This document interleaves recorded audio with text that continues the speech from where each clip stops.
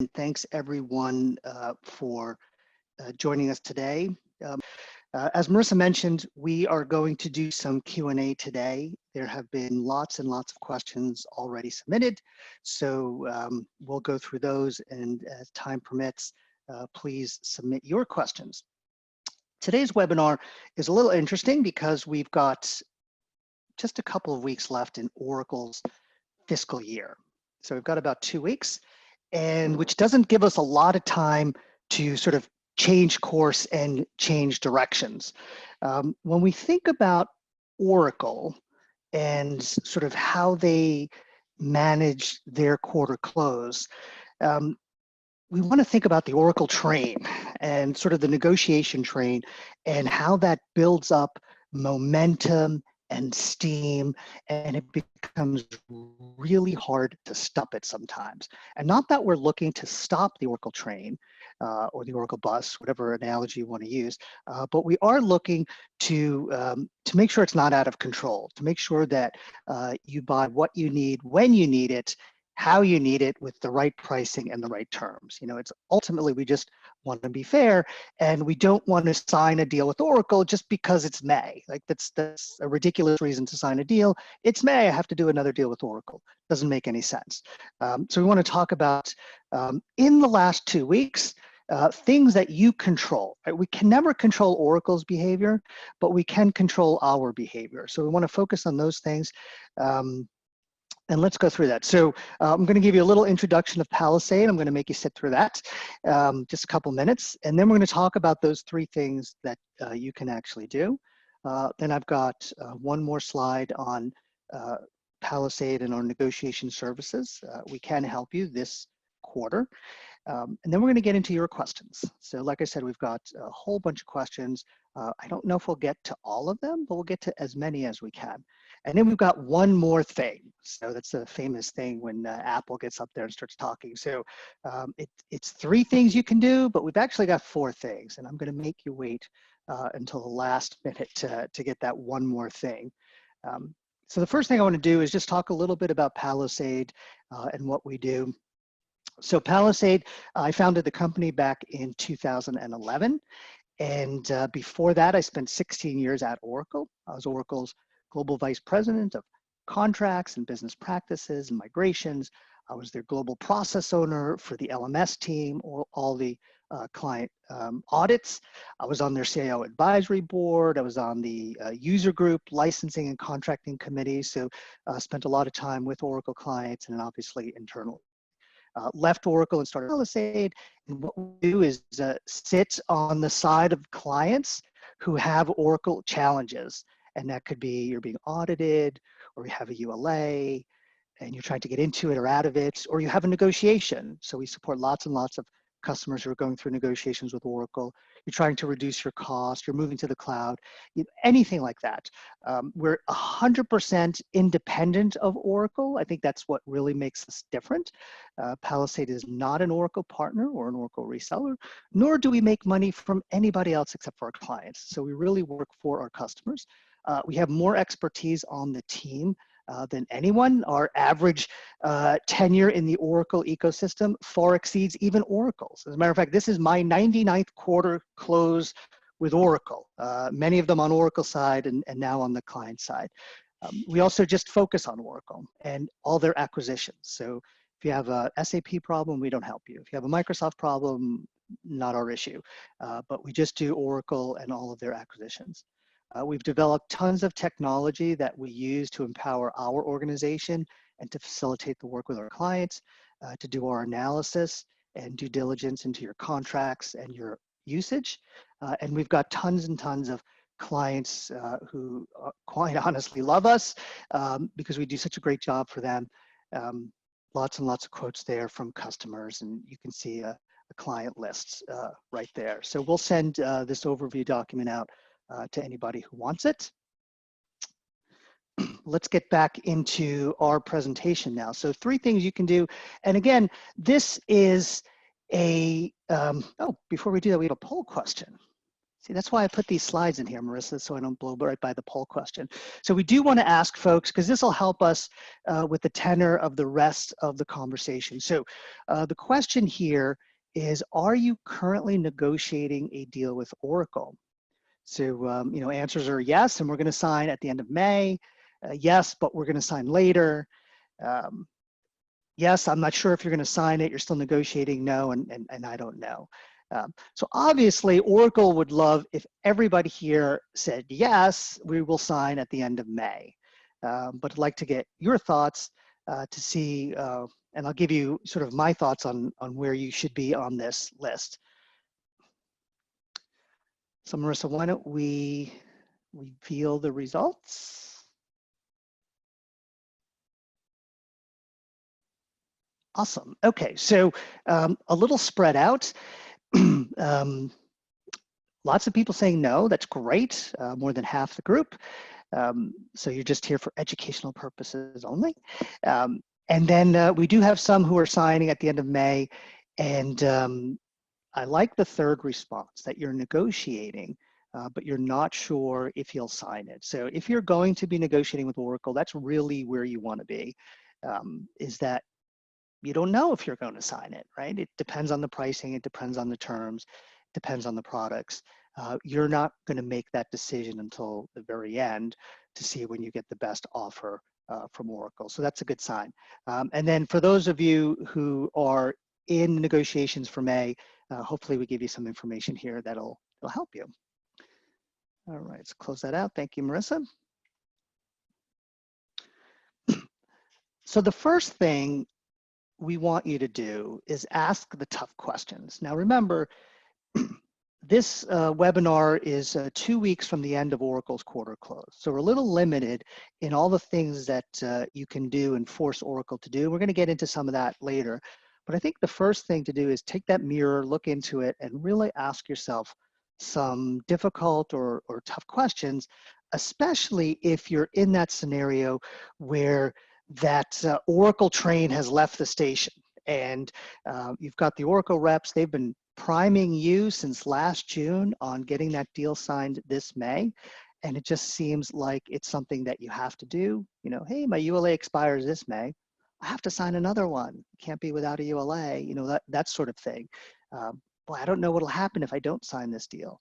So you really want to look at internally and ask those around you, ask those folks in other departments, talk to your procurement teams, talk to your IT teams, talk to your executives, and just, you know, ask them these questions. So, and we've got a little more content on here. So, do you really need to sign this deal now?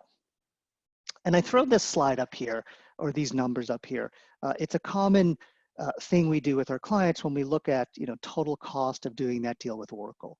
The one on the left is, you know, signing a ULA this year. And in this scenario, you know, our imaginary client spends $3 million a year with Oracle. They do a $10 million ULA. There's more support. And you can see the cost of doing that over the course of 4 years. Again, if they don't make changes to how they deploy and then they're forced to sign another ULA in 23, this client could spend $43 million just on these ULAs. And then you go to the right and you look at a 4-year cost of ownership just by moving that ULA signature from 2020 to 2021 significantly reduces the total cost of your Oracle licenses. Now, some of our clients look at their spend over 1 year, some of them look over 2 years, 3 years, 4 years, 5 years. You know, these numbers would be very different if you added a year or subtracted a year. But this is a good overview of how it looks. Now, the one I didn't put up here is, what if you didn't sign a ULA at all and you were fully optimized and you didn't have to spend that additional $10 million? Your total cost would be $12 million or maybe $13 million with Oracle's inflationary increase, down from $43 million. So really look at the timing. You know, just because your ULA ends this year doesn't mean you have to sign it this year. We've had plenty of clients take a year off from the ULA and optimize their licenses, manage them properly. I think Oracle gets it, especially this year with the COVID-19 issues and lots of companies being strapped for cash. Not that Oracle's going to be happy about it, but if there is a time to take a year off from your ULA and certify, this is definitely the year. So the next question is, what happens if I don't sign this contract in May? And these are not Christmas colors here, but the red colors here are, reasons you might be signing this deal that are not the best reasons, right? So you're worried about an audit, right? If I don't sign this deal in May, Oracle's going to audit me. If I don't sign this deal in May, it goes away. Those are not the best reasons to sign a deal with Oracle. I mean, they're legitimate concerns, but I'll tell you, you'll get the deal in June. You'll get the deal in July. It might take a little work to get back to where you are, but you'll maybe even get a better deal at that time, right? Oracle will take your money in the summer, the same as they will take your money in the spring. So I wouldn't worry about that. And then as far as audits go, Oracle only audits if they think it's sort of like you watch those documentaries and the lion goes after the deer. They go for the weak ones. They go for the ones who don't have a good compliance position, who they feel will be easy money in a quick audit. So as long as you have a strong defense around your compliance position, I wouldn't worry so much about that. Getting out of a ULA, as long as you've managed it properly and you could show that you know how to certify, then you should be fine. So those are not the best reasons to do that new deal. Now, if you need the software because you have an internal project that's critical to your business, and if you don't have licenses, your project is in jeopardy, that's a great reason to sign a deal in May, right? That, again, focusing that internal, that mirror internally, right? So what is best for you? Now, sometimes it's not about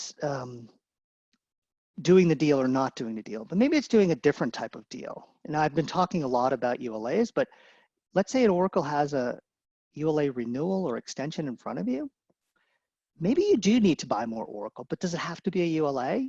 Or maybe they're looking to buy processors or named users, and you should have a ULA or an enterprise metric or revenue-based metric or employee-based metric.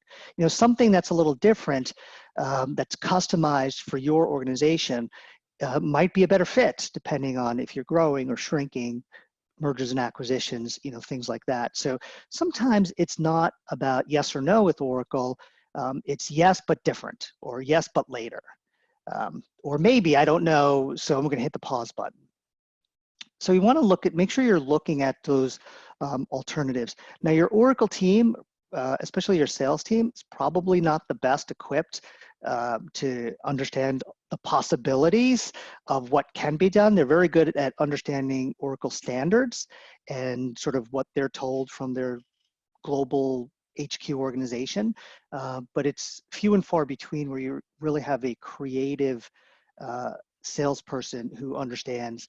Like I said, 99 quarters, I've been looking at this, and I've seen a lot of creative things that we've been able to get for our customers. And then finally, if you are signing this deal, let's say you're signing it because you've had a problem like an audit, make sure it's something you can manage and make sure it solves your problem, right? So I was talking to a client yesterday, and they have a ULA, and Oracle is really pressuring them to sign another ULA because the client wants to move to the cloud, right? So that's a common tactic. Oracle will say, oh, you have a ULA, you can't use the cloud. Not true at all. But this client was really worried, and they were about to sign a new ULA.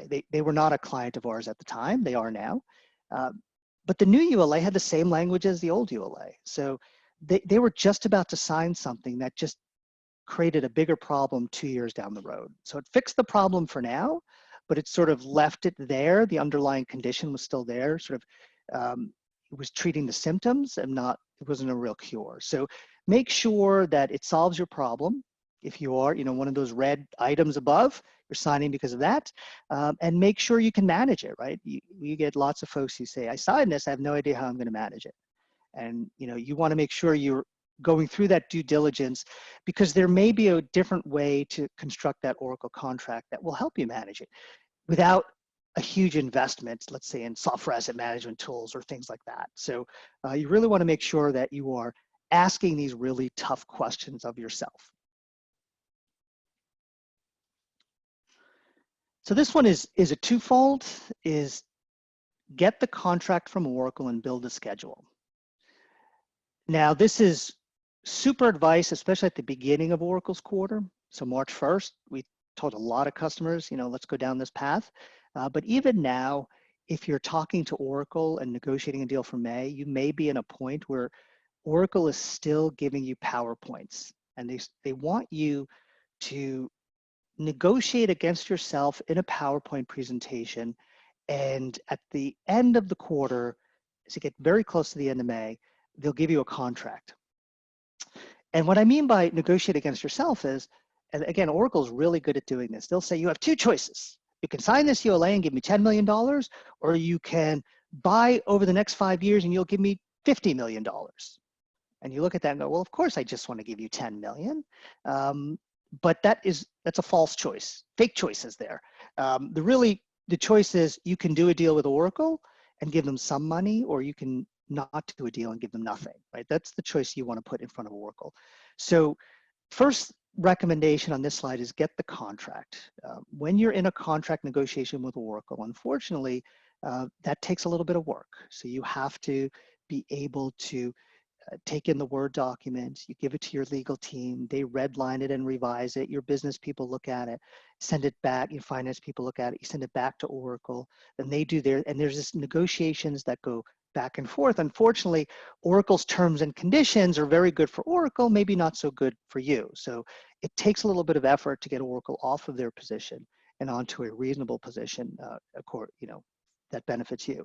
So the more time you have to do that, if you have 2 days to do that, you're only going to come up with a few concessions. If you have 2 months to do that or 2 weeks to do that, that back and forth will happen a lot more. And the more back and forth, the more concessions. So get the contract and give Oracle a schedule. Make sure you tell them that when I get this contract, Oracle, it's going to take me X number of days to review it and get it back to you. We need to go through this 3 times. Therefore, my schedule looks like this. If you can get it to me by these dates so that I have time to review it, then we're looking at a May 31st close. But Oracle, if you miss your deadlines and I don't get those contracts early enough, and this is where I use June, right? So now your timeline slips into June, and we talk about using the calendar to your advantage. Oracle is very good about saying May 31st is important to you. It's really not. May 31st is important to Oracle. So you just want to, again, turn that around on them. And once you give them the calendar, as they start missing dates, or if they start missing dates, you either condense Oracle's review time so that your review time stays the same, or you push out the dates. Okay, Oracle, you were supposed to get that to me last week. You got it to me this week. So now we're talking about June. It's as simple as that. And you need to follow through on that. Right? You have to be very consistent with that. Again, there's only 2 weeks left in the quarter. So, it's critical if you are in that negotiation with Oracle and you still only have a PowerPoint in front of you. What I would do right now is I would stay on this call, but I would open up your email browser and send a note to your Oracle salesperson and say, hey, Bob, I thank you for your conversation. I need the Word document version of this contract so I can look at it today. The other reason you want to look at the Word document is often what's in a PowerPoint is different than what's in the contract. And it's not that the rep, the salesperson, or Oracle is trying to be dishonest, but a contract is very particular and has a lot of gotchas in it that they're obviously not going to put in a PowerPoint. Also, Oracle has a process internally, I'm sure, where the sales rep is not drafting the contract. The sales rep has to sort of take your inputs and their inputs and hand it to other people who put it in a document, who get it approved, who make changes, and it goes all the way up the chain, and then it comes all the way back the chain. So sometimes, or many times, what the salesperson requested is what's in the PowerPoint, but that's not what gets approved. So you want to know that now, rather than on May 27th, you finally get the Word document contract from Oracle, and it is just not what you thought it was going to be, right? So now Oracle has built, remember that train, Oracle has built a lot of momentum to get you to sign that deal. And now the train's coming at you 100 miles an hour and it's May 27th, right? So no, that's not what we want. We want to slow that train down now, pull it into the station today, and have Oracle deliver you that contract so that you can take a look at it before that train takes off to the next station, which will be the next round of reviews. So it's very important, get that contract from Oracle. If you don't have it, get it today and give them a schedule, right? If Oracle has given you a schedule, very politely say, thank you, Oracle, but this is my buying process and my schedule. So if you want us to meet your wish list of a May 31st deadline, then here's what you need to do. So again, we can't control Oracle, we can only control ourselves. So how we do that is really important over the next 2 weeks. So the third thing is pricing and terms. And this is interesting because it is counterintuitive to how people are often taught to negotiate. We hear all the time, the person who goes first loses, don't blink, make the other side show their hands. Unfortunately, that doesn't work with Oracle, right? So if you let Oracle go first, you're going to get a contract with a very high price and very standard pro-Oracle terms and conditions. And then it is up to you to try to negotiate off of that. Where we always start, and again, it's very late in Oracle's quarter, is to start the negotiations at zero. Oracle, I don't have to buy your stuff. I've got other options. Tell me why it's worth it while you are figuring out the value of this software to you. One thing to remember is Oracle's pricing is completely made up. And what I mean by that is twofold. Number one is a ULA. There is no ULA price list, as far as I know. The ULA can be priced on a guess onto what you'll be using in the future. It could be priced on your budget. It could be priced on what you paid the last time. It's a guesswork on how much Oracle thinks they can extract from you over time. It's as simple as it is. Even Oracle's price lists, if you look at their database price lists for Enterprise Edition, it's $47,500. It has been the same price for over 10 years. Do you know any other product in any other industry that hasn't changed its price in 10 years? So Oracle does things around terms and conditions to make those products, those licenses more or less valuable. They do things around policies and virtualization and cloud to try to extract more revenue.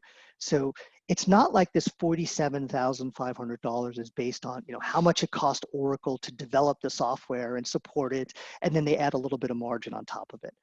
They threw out a big number, and we're not going to get into this because it helps protect their support revenue stream if you ever try to reduce support. So start from zero and build up. It's almost never a good idea to negotiate discounts. What's better, an 80% discount on 1,000 licenses that you didn't need, or a 50% discount on 50 licenses that you did need, right? I would argue getting the right number and quantity with the better terms is better than the higher discount.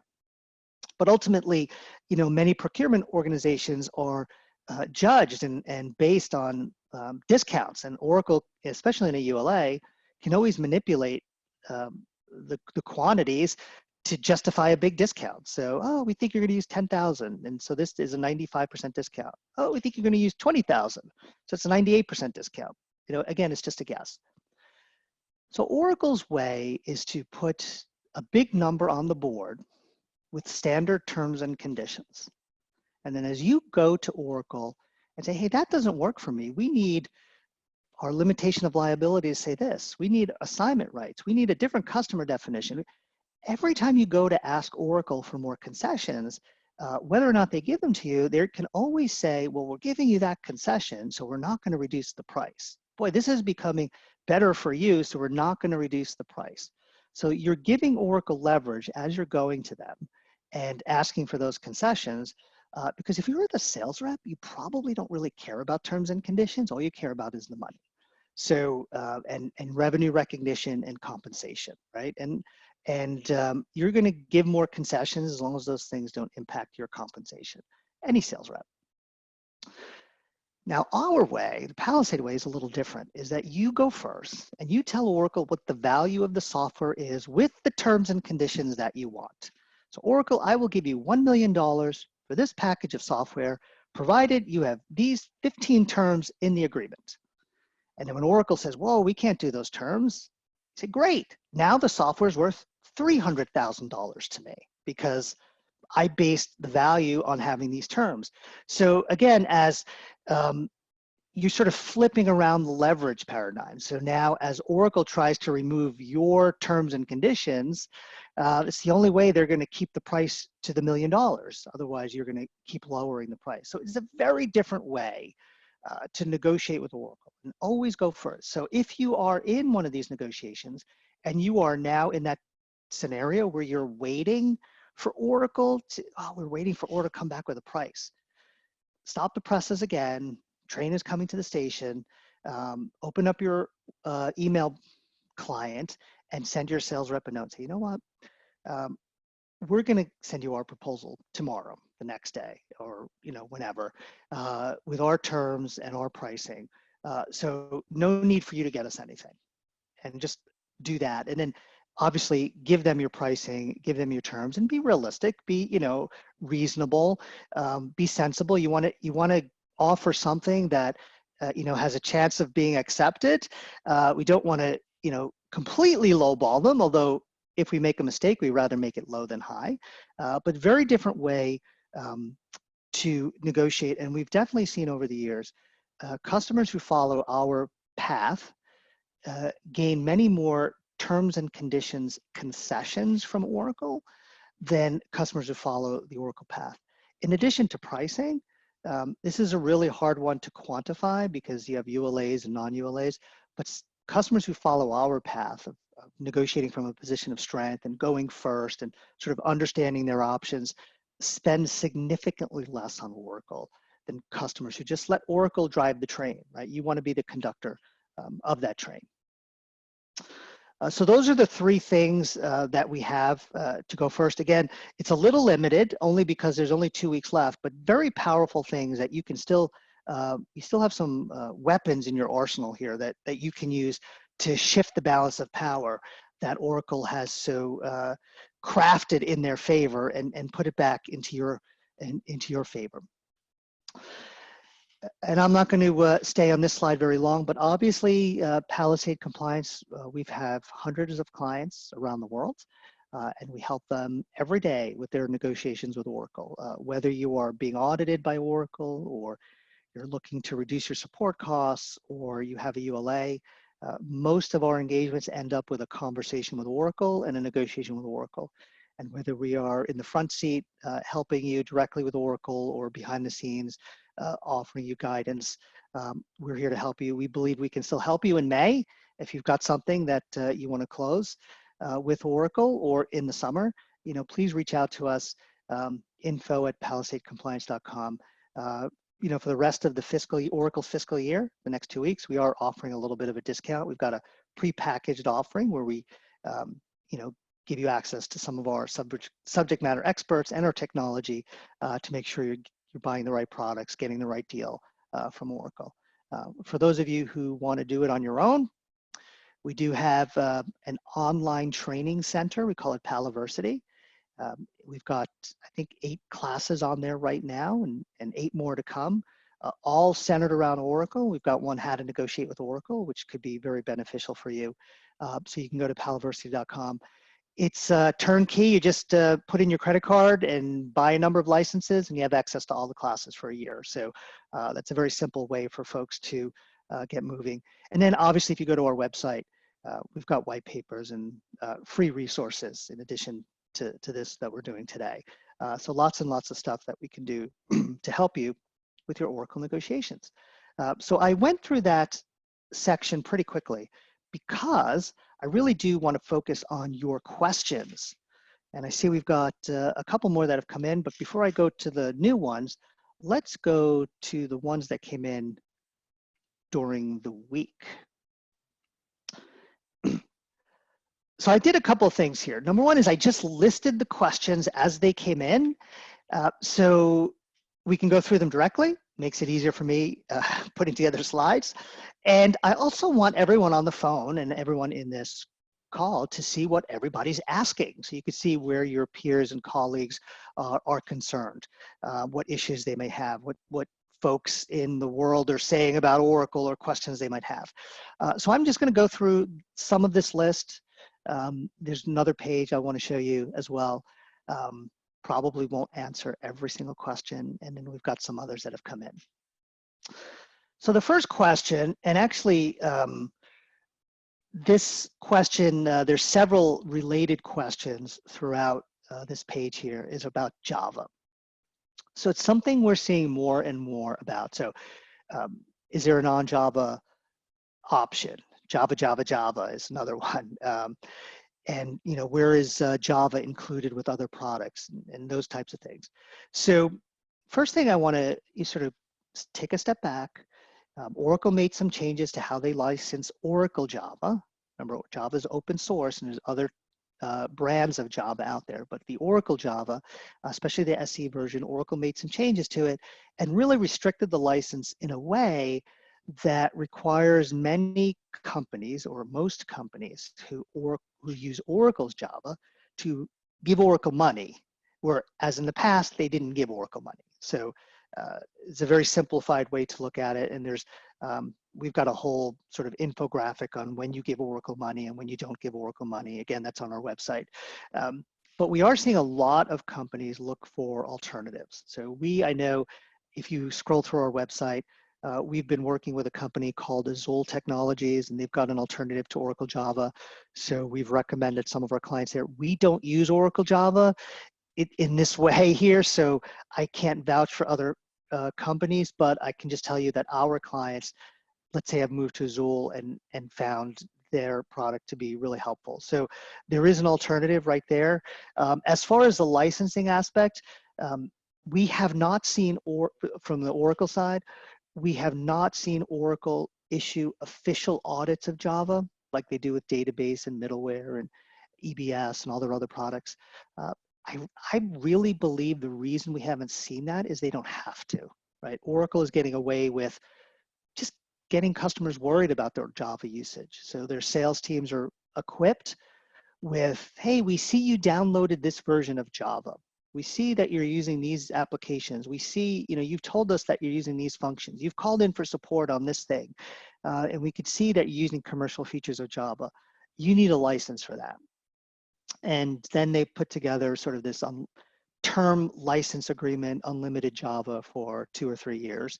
And you pay a yearly support fee to Oracle. So I think Oracle's been very successful in driving their Java business through stealth audits or unofficial audits, so they don't have to do that. So as far as lowering your costs, obviously moving off of Oracle, I would imagine Oracle's Java support costs are the highest of any vendor who offers Java, but using an alternative is one way to reduce your costs. Right-sizing your use of Java. So it's very easy to buy an unlimited grant of Java licenses. In one way, it sort of relieves you of the burden of having to manage that for a couple of years, but it's the most expensive way to do it. So remember earlier in the program here, I said, maybe you have to buy Oracle, but you buy it differently than they wanted. So really understanding your utilization of Java.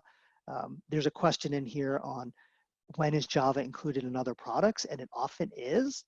So, I know that Palisade can go in there and scan your environment, look for Java, understand how you're using it, and give you recommendations on the best way for you to license it if you need to have a paid support subscription, right? So we obviously go in there and do that. The most expensive way is have Oracle knock on your door, get you worried, sign this unlimited agreement, and go from there.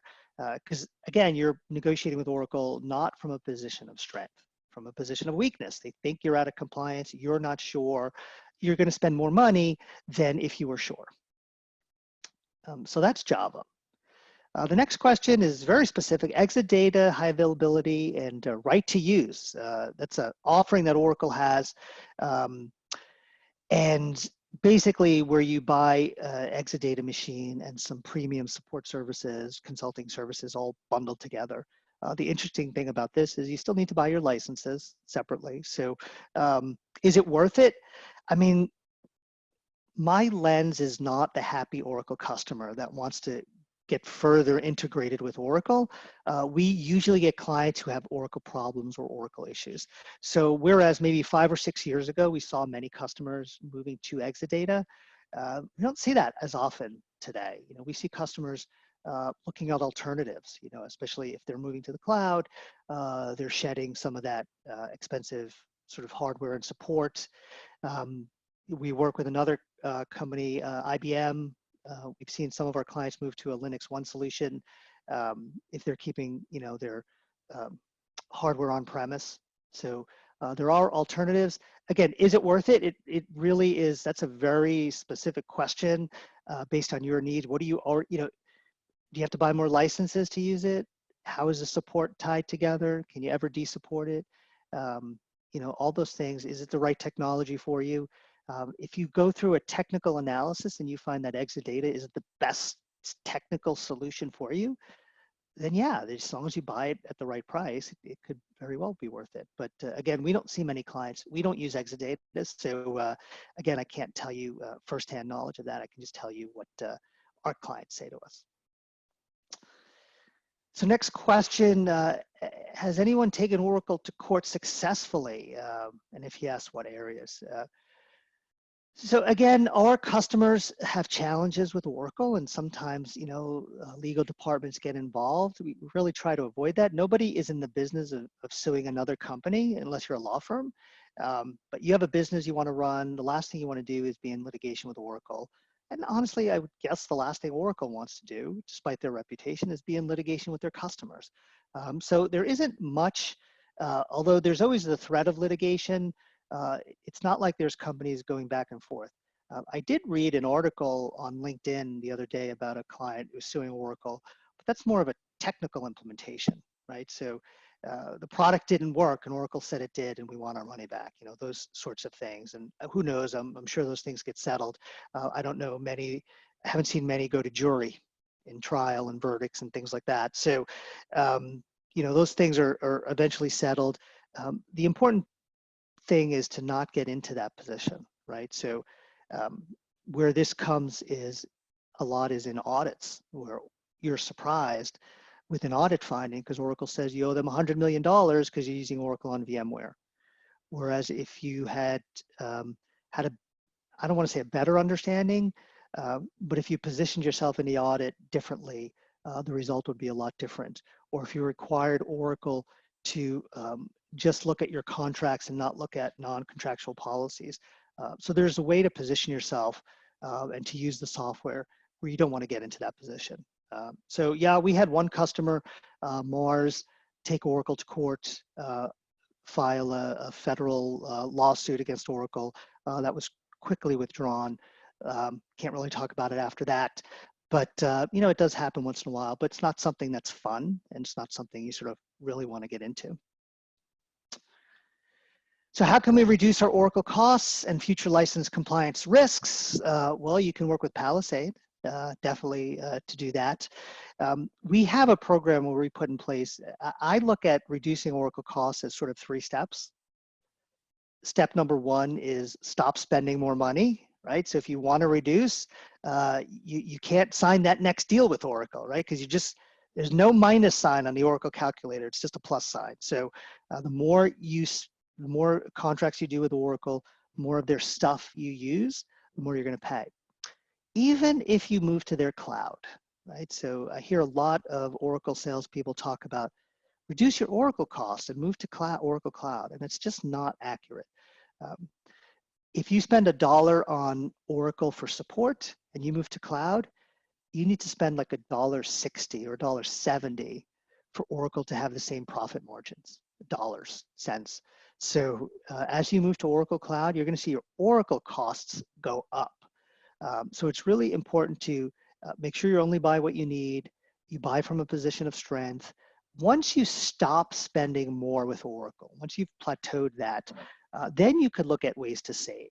And ways to save could be, using less stuff, right? Terminating old licenses, renegotiating your support contracts with Oracle, moving to third-party support like Rimini Street will reduce your costs with Oracle support right there. So lots of different, there's always a way. There is always a way for companies to reduce their Oracle support costs. It's just a matter of, do they want to go down that path or not? So we've got about 12 different ways where customers can reduce their Oracle costs, and we walk our clients through it all the time. Here's number one, here are the benefits, the risks, what you can expect. Is that something that's worthwhile or not to you? And just walk them through that. So it can be done. As far as your compliance risks, that starts with the contract. Remember I mentioned before, if you're going to sign a new deal, make sure you can manage it. Well, this is a great example of that. You don't need a huge expensive tool in place to constantly manage your compliance with Oracle. I know a lot of companies have problems managing their software assets, so they go buy software to help them manage their software assets, and I just shake my head at that and go, boy, that was a really expensive mistake. I'm not saying that tools are bad, but you don't start with a tool. So you have to start with a baseline and a measurement, and where are your weaknesses and where are your strengths, and then figure out an approach. And some companies will end up with a tool, some won't end up with a tool. Obviously, we think at Palisade, if you work with us, you're going to stay in compliance. So we have services to help folks do that long term. The next one, and I'm just going to do a couple more. How do we get out of our Oracle contracts? That's a funny one. Stop using Oracle stuff, and you can terminate all your contracts tomorrow. Unfortunately, as long as you're using Oracle, you're going to be in bed with Oracle contractually. So it could be a click wrap agreement. It could be firmware on a piece of Exadata. It could be an embedded license that is in an application that you're using. All of those sort of ways Oracle has to connect with you and sort of lock you in. So rather than saying, how do I get out of them? Again, stop using Oracle and then make sure you terminate the contracts, is how do I optimize them? How do I get the best out of them? How do I avoid the traps? How do I make my contracts instead of being a hindrance to your digital transformation and holding you back into legacy technologies that Oracle might have, how can they be a springboard that enable you to move to the cloud and do different things, right? So that's really what you want to look at, I think, as long as you're going to be using Oracle. And then how do I get the best discounts for my deal? I mentioned before not to worry about discounts as much as value and sort of talk from that perspective. But if we think about cost, if you want to use the word discount, that's fine. I use dollars or pounds or euro or whatever's. The lowest cost is follow our process, follow our methodology on negotiating with Oracle. Number one, what we talked about here, going first, having terms and conditions, but then things we didn't talk about. Make sure you're in compliance, right? If you need to buy 500 licenses from Oracle because you're out of compliance and they've done an audit, your discount's not going to be that great. If you want to buy 500 database licenses and you can use something else and you don't have to use Oracle and you can buy in October, you know what? Your discount in May is going to be stellar. So that is, negotiating from a position of strength is the most critical thing. Having leverage, having a walk-away position is really important. And if you want to sort of hedge your bets, when you do that next purchase with Oracle, put a discount hold in there. It's not going to be the best. It's also not going to be the worst. So you can hedge your bets and say, well, I don't really want to negotiate this every single time. And then for the benefit of that, you might give up a few points in the future. So, that's how you get the best deal, is to not have to do the deal. Once you have to do the deal, if Oracle knows that, you're not going to get it. And the other thing is, think about your pricing and your terms. They are two sides of the same coin. I can always get you a better discount. Whatever you negotiate, I guarantee you I can get you a better discount but your terms might not be as great, right? Your license will be more restricted. And for some customers, that's okay because they have to save every dollar they can today, knowing that there might be an issue in the future. Other customers will pay more money for better terms. So we've had customers go to Oracle at our suggestion, say, Oracle, I will give you $1 million more if you put this clause in the contract. And Oracle did, and it saved them tens of millions of dollars later. So that is another thing to look at is when you think about the best deal, it's not just pricing, but it's terms as well. All right, I'm going to go off of that list and let's see if we've got some Q&A questions. How do you value Oracle product offering to keep it when you have so much bundled products? I'm not sure I completely understand that, but let me take a guess. It could either be this particular person has bought a bundled suite of applications or products from Oracle, so they have one big contract with lots and lots of stuff on it, or the fact that Oracle is constantly bundled other features and functions into existing products, like they've done with management packs. Either way, whatever sort of type of question area this is coming from, the value is, well, what's it worth if you didn't sign that deal, right? What if you didn't have access to that Oracle technology? How would that impact your business? Or what else would you have to buy, right? So if I don't have this Oracle product, if I can't use Oracle Database Enterprise Edition here, okay, now I've got to go buy this product and it's going to cost me this much and I've got to train my staff, or they already know this product. So, we're working now on a webinar with Enterprise DB, Postgres. And a lot of Oracle implementations can be successfully ported to Postgres. So it's a real compelling way to look at the value of that software from Oracle as well. I could just use this other thing over here, and that's what they're going to charge me. And so, looking at a price list is not the way to do value. It's always, I look internally. What's the value to me?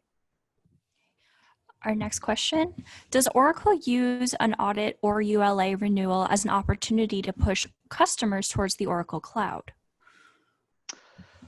Yes, and yes. I think Oracle uses, and this is nothing new, Oracle is trying to move you to Oracle's cloud.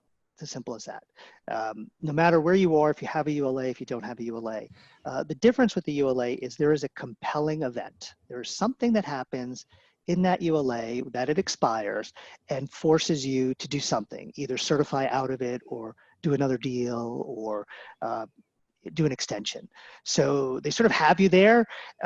They've also, over the years, changed the terms and conditions in ULAs. We did a webinar a few months ago where we looked at a ULA from 2010, I think it was, 2014 and 2017, if I have my dates correct. All public sector ULAs. You can go out and see this. You can go find that webinar on our website. And you can see how Oracle sort of, from saying nothing about the cloud or non-Oracle clouds to saying, hey, you can't certify anything in a non-Oracle cloud, or language to that effect. So yes, Oracle will use the end of ULA to try to push you to Oracle Cloud, just like Oracle used to use the end of ULA to get you to buy Exadata, or to get you to buy ERP applications, or to get you to buy whatever it is, the latest and greatest shiny thing that Oracle is trying to sell you. Our next question, if there are multiple customer accounts, is it mandatory to have a ULA for each account, or will a centralized ULA with an addendum work? Anything can be done in a contract. So, the more centralized, the more singular your contract, the more difficult it is to, at a later date, break it apart and start reducing, right? So if you can have separate agreements at first, and then make all of your license optimizations and then ensure you're only buying what you need, that's our recommendation, rather than, taking all your decentralized contracts and coming up with one big ULA. But customer definition in a ULA is very critical to successfully getting out of it. So you want to be really, really careful with any addendums or anything like that. Oracle really tries to lock you in with those ULAs. But of course it can be done. It's a piece of paper. You can write any words on it as long as you both agree. There's always a path to get there. And maybe we do one more question, Marissa, before we go to the last slide. Okay. What is the average increase in Oracle Cloud Rate Card on OCI? It's a really good question. I'm going to be 100% honest right now and say I haven't seen a pattern. And I say that for a couple of reasons. Number one is it's the truth.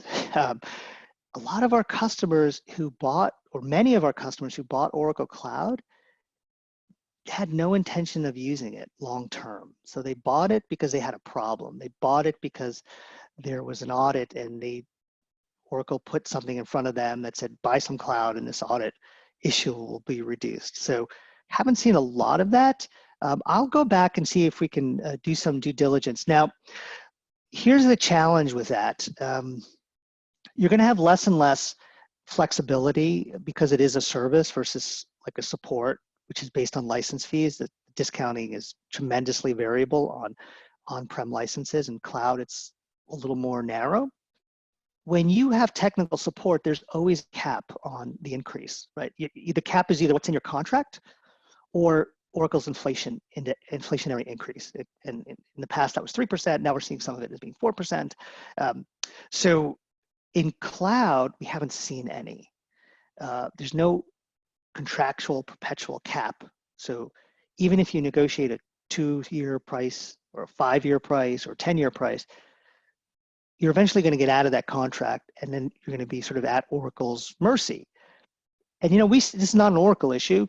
You use Salesforce, you're going to get to the end of the agreement, you've implemented Salesforce, and they could double the price on you. And if you have 90 days to make a choice, you're probably still going to sign it because you can't make a move away from them in 90 days. So I would expect that Oracle is being very gentle with their price increases on cloud for now, because they don't want any bad press about that. I also would guess that with all that's going on in the world, if Oracle was ever going to miss a revenue number in a quarter, this is the quarter they're going to miss it. So maybe they're going to be a little kinder and gentler there. I do know Oracle's using other levers to increase revenue. Like I mentioned, they're increasing their support costs. But we'll go in and check that out for you if we've seen any sort of ratcheting up of those increases.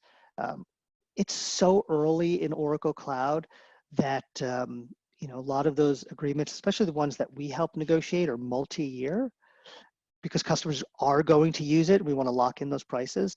So they're going to start coming up for renewal next year and the next year after that. So it's early days on that.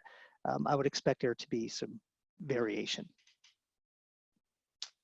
Okay, so 2 more slides and then I'll let you guys go.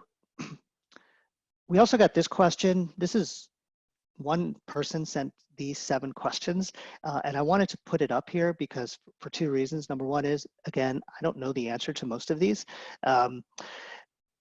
And the reason is we have a whole team at Palisade. It's not just me. Some companies, it's 2 guys on a spreadsheet. So we have a whole team of folks who, especially on the WebLogic, on the middleware, we've got the folks at Oracle who actually built Oracle's middleware compliance practice. They're now here with Palisade.